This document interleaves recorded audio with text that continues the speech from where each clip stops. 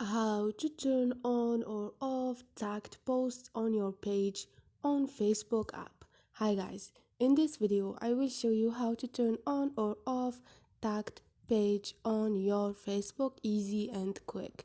So first thing, go to your Facebook app, click on it, and here go to your page. By click on those three lines and you're gonna find your page.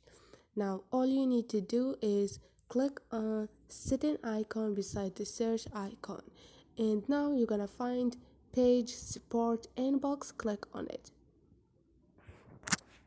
Click on community, and you're gonna find tagged posts.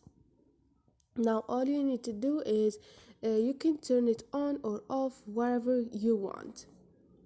And if you are done, click on save to save your option. Hope this video was helpful to you guys. If you like this video, don't forget to subscribe and like.